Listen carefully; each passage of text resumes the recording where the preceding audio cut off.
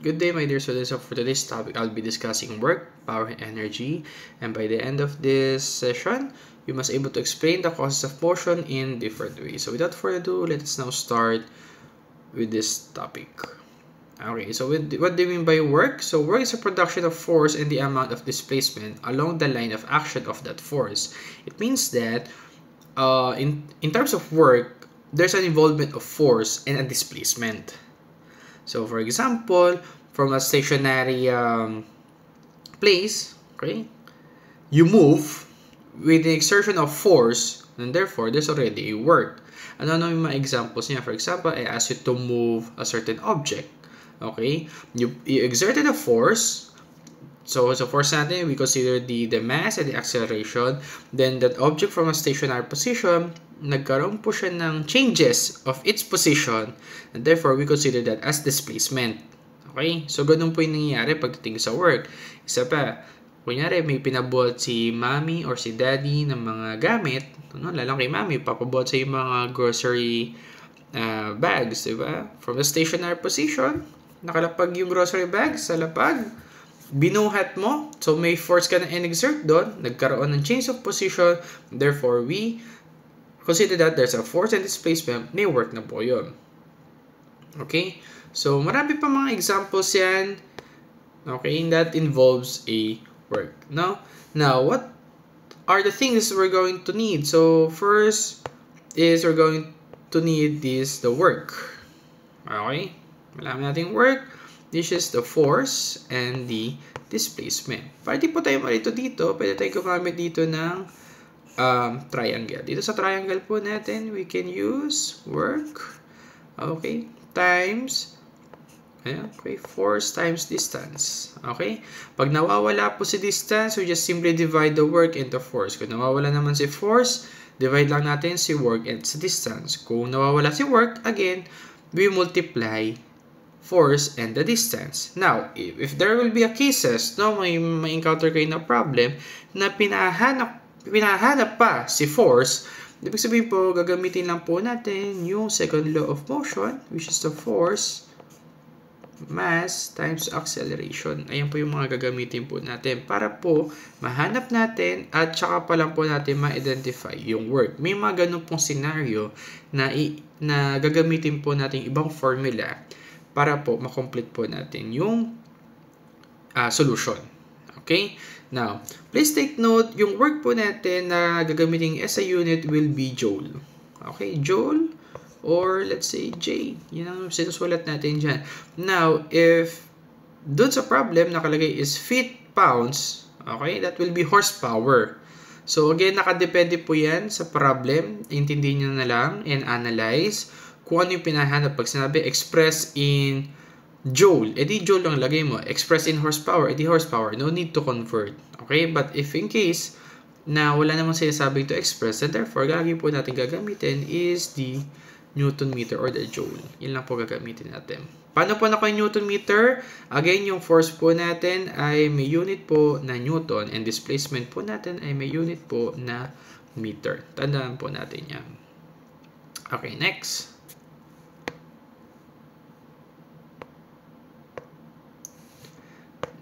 Now, to calculate the work done on an object, we need the force. So the force is the average magnitude of the force and the direction of the force. Yun yung sinasabi dyan.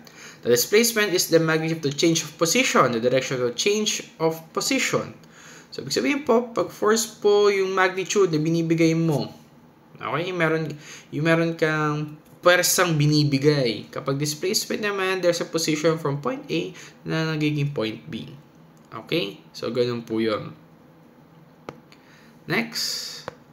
In calculating the work, so dito basahin lang natin, during the ascent pace of a rep of the bench press, the lifter exerts an average vertical force of 1,000 Newton against a barbell while the barbell moves 0.8 upward.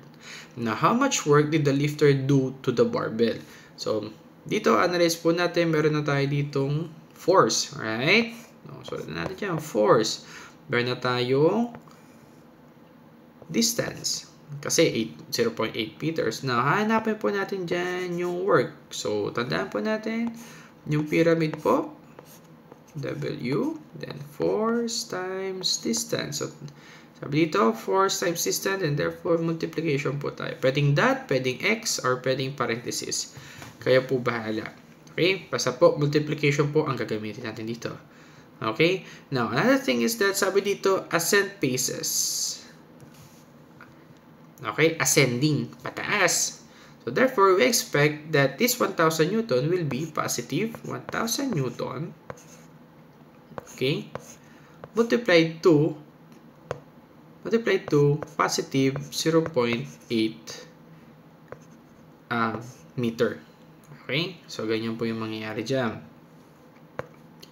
So, force is positive due to pushing upward. Displacement is positive due to moving upward. Ascending naman po kasi.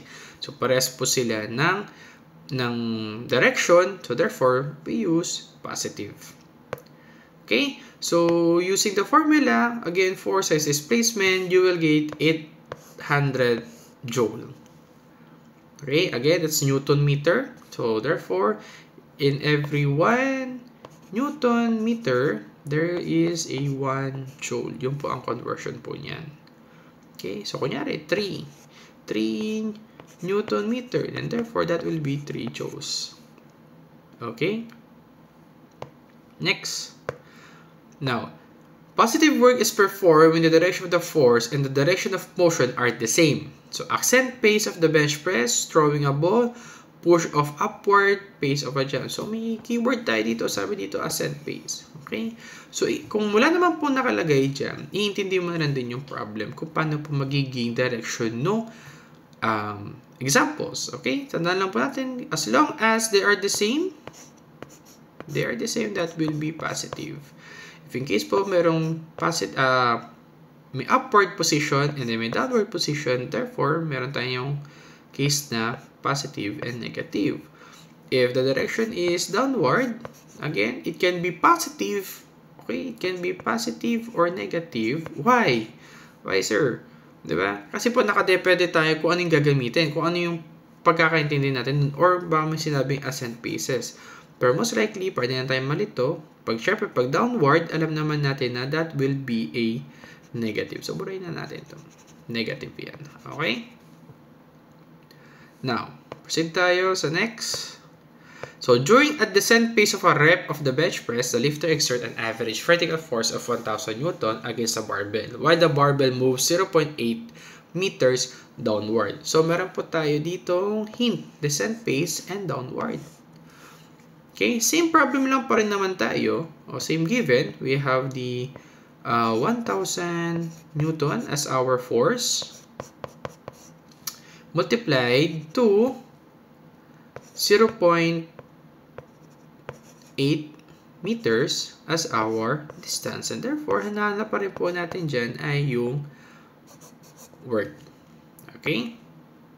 Now, in calculating on this one, force is positive is due to pushing upward. However, the displacement is negative due to movement downward. So, ito po ang magiging scenario niya. Okay? Now, in substituting all the variables, so positive 1,000 Newton multiplied to negative 0.8 meters, and therefore you will get negative 800 joules. Okay? Next. So, positive work, negative work is performed when the direction of the force and the direction of motion are the opposite. So, descent pace of the bench press catching landing pace of a jump. So, again, it's a matter of analyzation and understanding the problem. Okay? If in case na hindi po siya mabigay yung hint, you need to analyze the problem and understand para hindi po kayo malilito. Now, again, just simply remember the triangle. Yung triangle po natin is work, okay, then force times distance.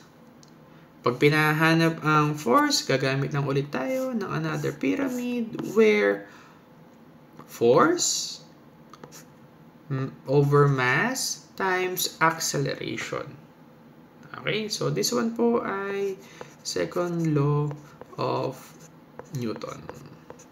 Okay, tandaan lang po natin yan. Ha? Okay. So, Work performing climbing stairs. So, force subject, yung force natin dito is a subject weight from mass, which is 65 kilograms. And the displacement height of each step, that will be 20 centimeters. So, work per step, so we have 650 newtons. And then we have here 0.2 meters. So, ito, kinonvert na lang to, no? Kinonvert siya into newton. And this one, from 20 centimeters, kinonvert po siya to a meter. And therefore, you will get 130 newton meter. Okay? So, multiply the number of steps. So, okay? So, dito, sir, paano naging 650 newton? So, we can assume that it was being multiplied to a acceleration. Natin, I think, 10? No, natin 10. 10 meter per second squared. Kaya po nakuha yung 650 newton. Okay? Now, next, proceed tayo. So, how about this one? Push on the step. Unknown. Displacement, step height, we have here 8 inches. Now, what will be the work? So, dito, again, ito yung sinasabi ko sa inyo, paano kung walang force? Okay? Unknown ang force po natin. Ano gagawin natin? Okay? So, you need to identify the mass, the acceleration, okay, for you to identify the force. Now, sa displacement po natin, given naman merong 8 inches, this will be converted into a meter.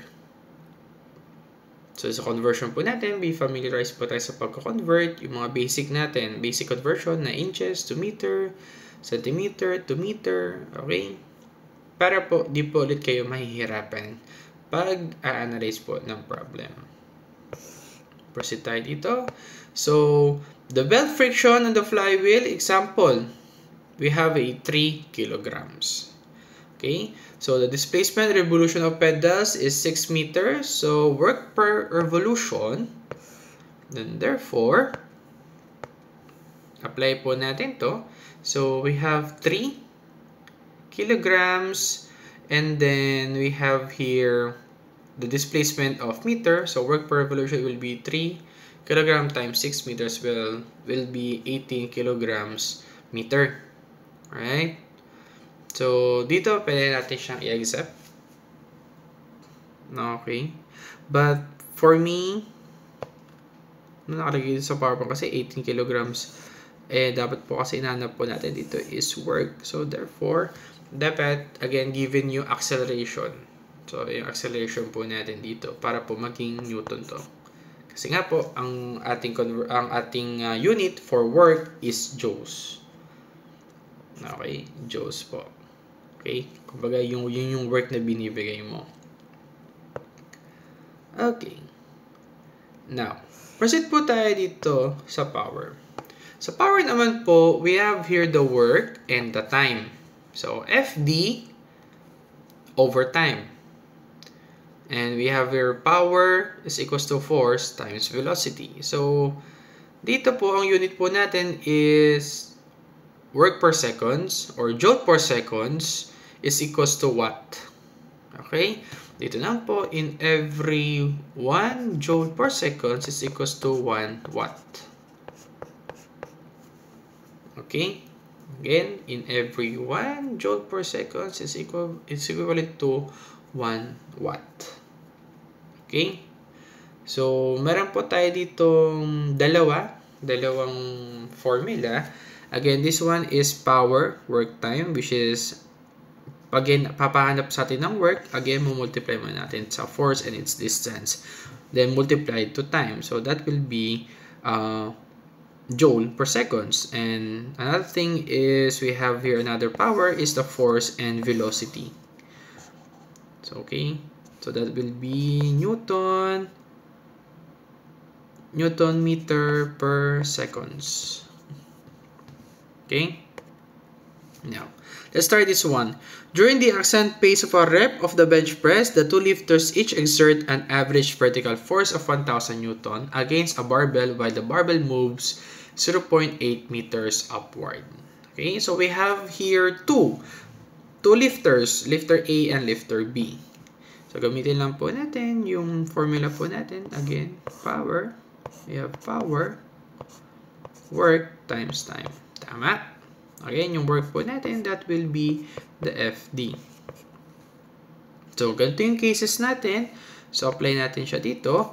So, we have the force, we have the distance, 1,000 Newton, then 0.8 meters. So, apply lang po natin siya dito. Substitute lang natin itong 2 variables po dito. Makikita nyo po na minultiply siya. Right? So, 1,000 Newton times 0.8, that will be 800 joules. And then we have here, for lifter A, 0.5 seconds. Okay? So, dito po, divide lang natin. Then there, you will get 1,600 watts. Okay? Now, ganyan lang din po gagawin natin kay lifter B. Time will be 0.75 seconds instead of 0.5 seconds.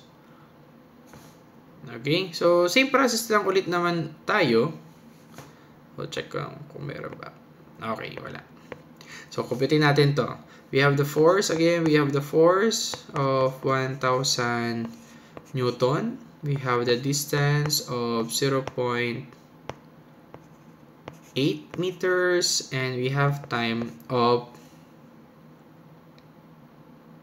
Oh, same lang pala. Literally will be... Okay. Time will be 0.75 seconds. So, again, same process lang tayo dito. So, ang gagawin nyo na lang po dito ay power is equals to 800 joules divided by 0.75 seconds. What will be the watts? So, computing natin. Kunin natin yung calculator ko. Okay. For a while. So, we have here 800 divided by 0.75, and there you will get dito ka nalagay yung sagot. And you will get 106. Oops, sorry. Erase natin to. Wait. Palitin ko yung sulat ko. Again, 800 joules divided by 0.75 seconds. Therefore, we have 1,066.6 okay, watts. Ito po magiging sagot nyo. And again, always box your answers. Para po makita ko and makita mo din na klaro sa'yo na okay, ito yung sagot ko. Final na, ito na, i-close ko na. Okay? So, that's for power. Now, proceed po tayo dito kay energy. So, energy is defined as the capacity to do work. Okay? Capacity. So, no more created, only converted. So, it can be chemical, sound, heat, nuclear, or mechanical. So, under the energy, we have the kinetic energy and the potential energy. So, kinetic energy is energy due to motion. So, when I ask you to stand up, when I ask you to walk, when I ask you to run, or whatsoever, anything that I ask you to do something, okay, nagpo-provide ka na po ng energy. Okay, something that I ask you to do. So, pag I ask you to do, there will be a work. Okay, meron ka ng ginagawa. Pag may ginagawa ka na, nagtatrabaho ka, may inilalabas kang energy. So, that will be, is in motion. For potential energy, so energy due to position or deformation. Dito naman po sa potential, something that are stored. Okay? Okay, this is kind of a stored energy that, let's say, that are about to release. Okay, sir, paano po yan? For example, yung mga fruits na sabit sa puno, 'di ba? If hindi pa sila sobrang bunga, 'di ba? Or hindi pa yung talagang hinog, sinasabi natin hindi pa hinog, no, naka-stay lang sila. Okay? Naka-stored yung energy doon. Then once na mahinog sila, that's the time po na bababa na sila or mahuhulog na sila. So, pag yun, gumalaw na sila, then therefore, may kinetic energy na po tayo. So, kayo, may mga potential kayo. So, pag-i-apply natin siya sa personal development, right? Or in our life. Okay, all of you have a potential. Okay? Now, how will you use it? Okay? For example, magaling ka mag-drawing, mag-potential ka sa drawing, mag-potential ka sa pagtugtog ng mga musical instruments. How will you use that? Okay? Paano mo papausbongin? So, that's it. I hope you get the point. Now, in the kinetic energy, we'll be using this formula. Okay? So, that will be kinetic energy is equals to 1/2 multiplied to mass times velocity squared. So, if we're going to put that on calculator, that will be, okay, 1/2 and then the mass and then the velocity and then squared. Okay? Kung gusto mo naman, pwede mo gawin ng ganito. Okay? Mass times velocity squared over 2. Okay? Kung di naman kaya ng calculator mo, okay, pwede ka naman po na 0.5 times mass times velocity and then squared. Okay? Now, let us now proceed. So, how much KE in a 5-ounce baseball in 145 grams, so thrown at 80 miles per hour?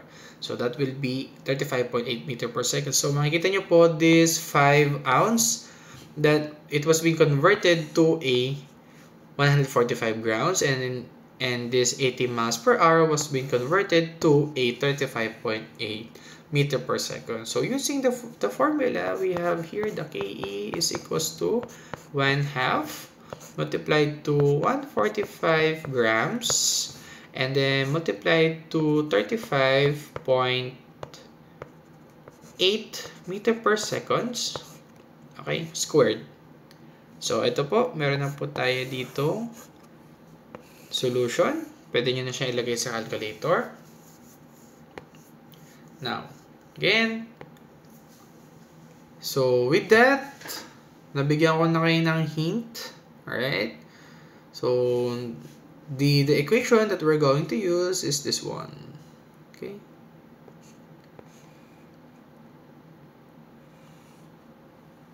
Okay.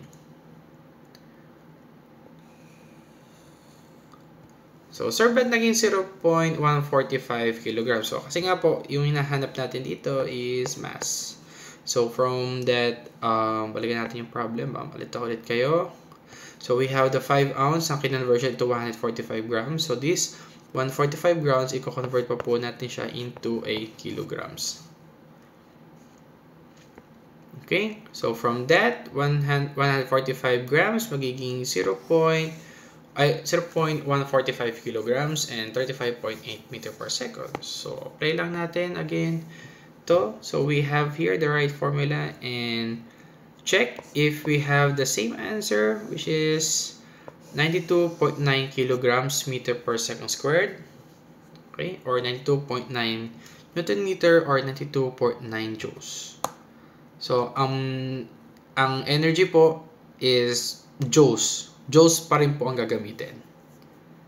Okay? Kilogram meter per second. Joules pa rin po ang gagamitin. Okay?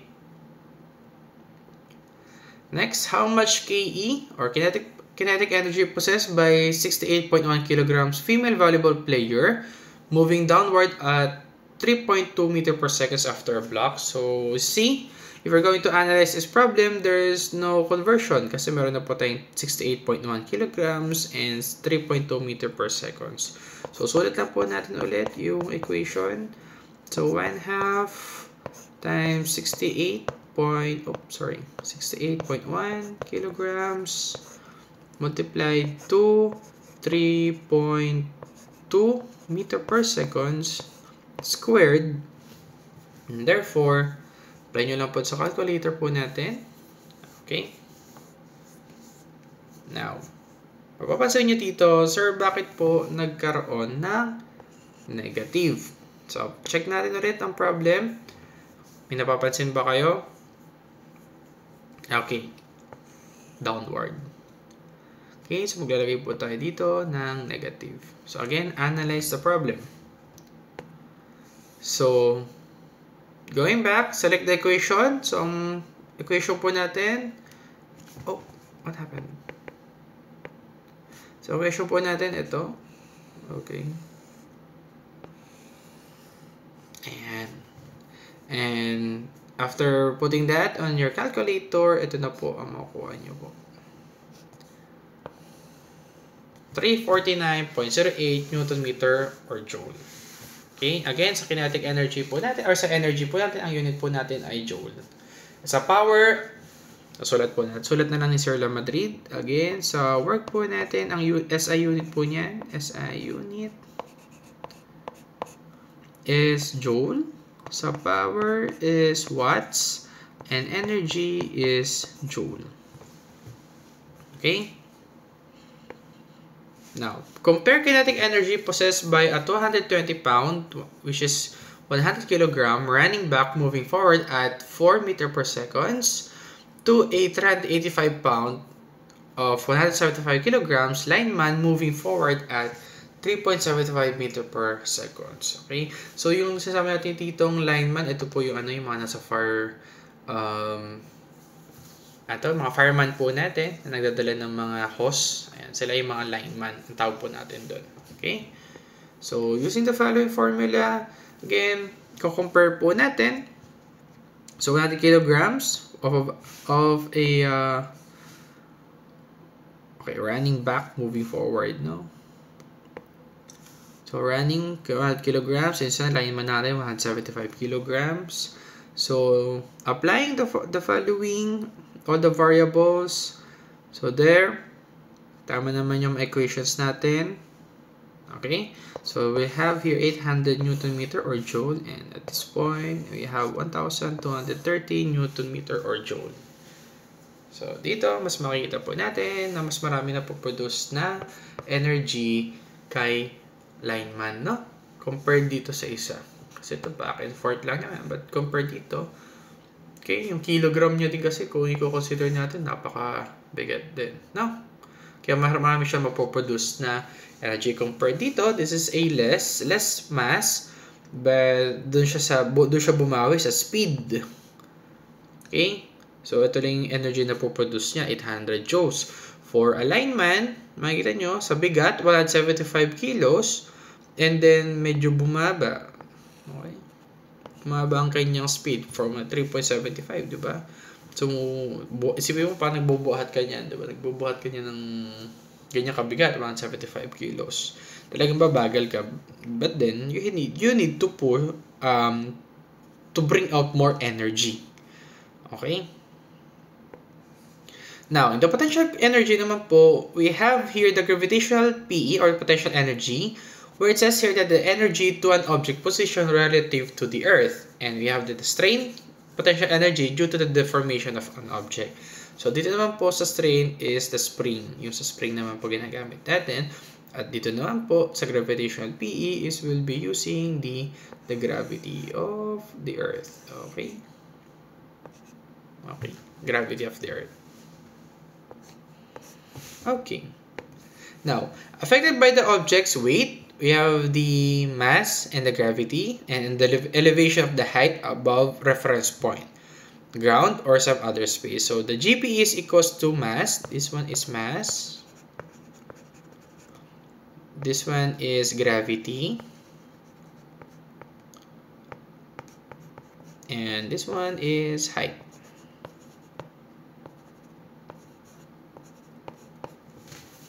Okay?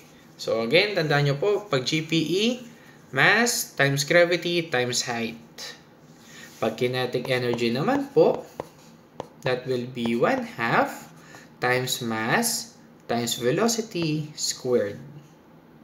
Okay? Please study the following formula, no? And also study to derive the formula also. Kasi po, may mga scenario po na wala yung mass, given lang yung velocity, di ba? Then wala din yung velocity, given lang yung mass. So, please study how to derive this formula. Okay? Now, How much gravitational potential energy in a 400 kilogram gymnast when she is 4 meters above the mat of the trampoline? So the trampoline mat is 125 meters above the ground. So using the following variables, we apply this one. We have here the mass 45 kilograms. The height is 4 meters and the gravity is 10 meter per second squared. Sir, bakit 10? So, na lang yan na tag dito, na round off, but again, it's the same, 9.8 or 9.81. So, it's up to you, but again, we use this one, the 9.81. Okay? So, gano'n lang naman dito, 45 kilograms, we have the 5.25 meters. So again, this is a 9. So again, this 10 meter per second is just simply a 9.81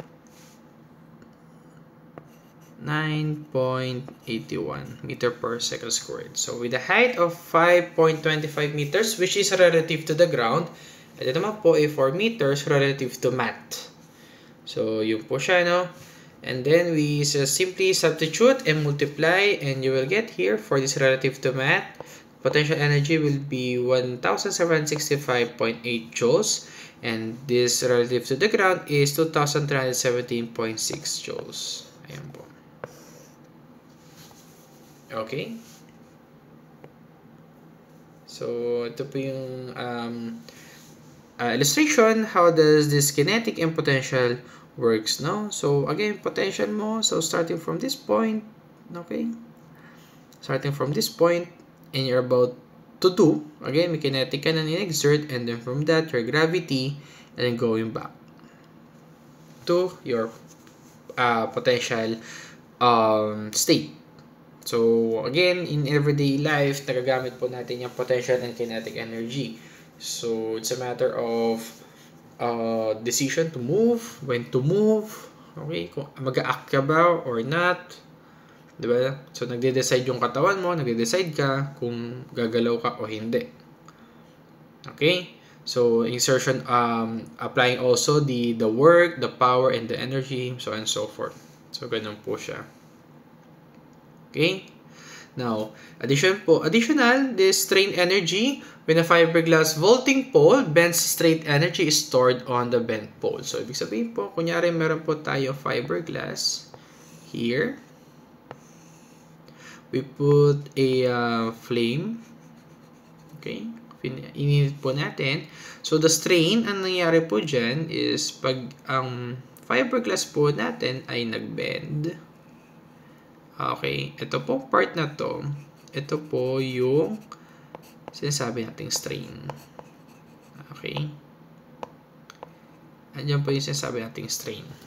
Now, for a bungee jumping, for example, meron ka ditong bungee jumping. Okay, tumalon ka. Sa Sir Madrid to, tumalon. Okay. So, we have here the bungee jumping. So, yung strain dito, ayan, yung, di ba, lulubog ka kasi. So, yun, merong strain, yun yung sinasabi po nating strain.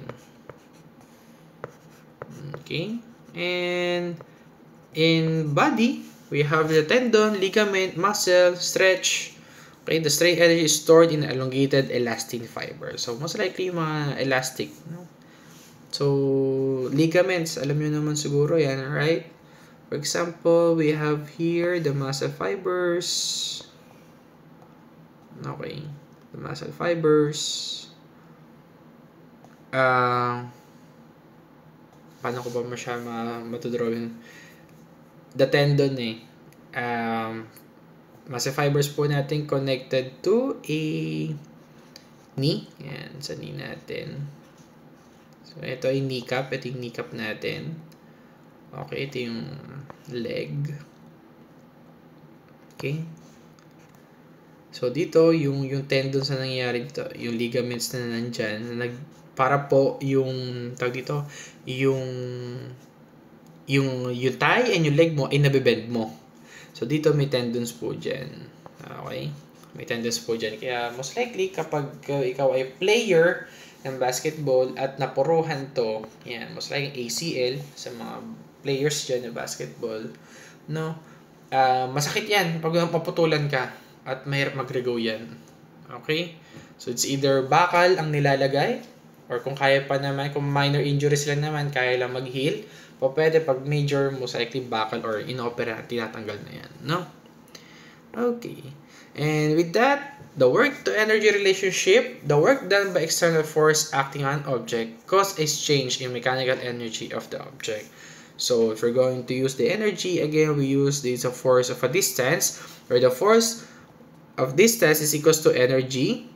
And we're going to use the kinetic energy and the potential energy, we'll be using this formula where the force of a distance is equals to 1/2 multiplied to mass, and then we have the final velocity subtracted to initial velocity, then squared. Okay?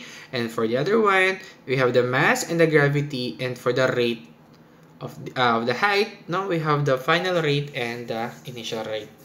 Okay? So, ganyan lang po. Just in case po napahanap sa inyo ang velocity, ha, huwag nyo pong kakalimutan tong formula to. Yung final velocity to initial velocity over time. Ay, it's for the acceleration pala. Okay. So, mas likely naman pag velocity naman po natin, di ba? We have here the distance.